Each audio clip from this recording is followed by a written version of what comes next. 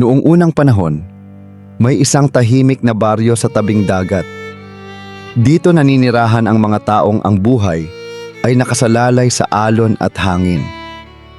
Tuwing umaga, ang dagat ay mapayapa. Tila isang inang nagbabantay sa kanyang mga anak. Ngunit pagsapit ng gabi, nagbabago ang dagat. May mga mangingisdang nagsasabing may naririnig silang awit. Malungkot, mahina, at nakaaakit. Awit na hindi galing sa tao. Isang gabi, habang nangingisda mag-isa si Danilo, narinig niya ang awit. Sinundan niya ito hanggang sa makita niya si Marina. Nakaupo sa bato. Ang buntot ay bahagyang lumulubog sa tubig. Hindi siya natakot. Sa halip, siya'y namangha. "Hindi ka tao," bulong niya. Ngumiti ang sirena.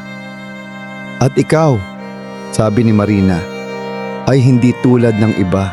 Nang malaman ng matandang babaylan ang lihim ni Danilo, agad siyang nagbabala. "Ang sirena ay isinumpa," sabi niya. "Ang sino mang umibig sa nilalang ng dagat ay kailanman hindi magiging buo." Ngunit ang pag-ibig ay bingi sa babala.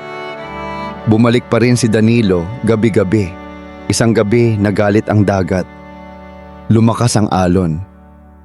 Hinila si Danilo papalalim. Sa gitna ng unos, pinili ni Marina ang hindi niya kailanman nagawa. Ang iwan ng dagat. Isinuko niya ang kanyang buntot, kapalit ng 2 paa. Ngunit ang sumpa ay hindi tuluyang nabura. Hindi nagtagal, muling tinawag ng dagat si Marina. Ang kanyang katawan ay muling naging bahagi ng alon. Mula noon, sinasabing tuwing gabi, may awit pa ring maririnig. Awit ng isang sirenang umibig at nagmahal ng higit sa sarili. At ang dagat, hanggang ngayon, ay nagluluksa.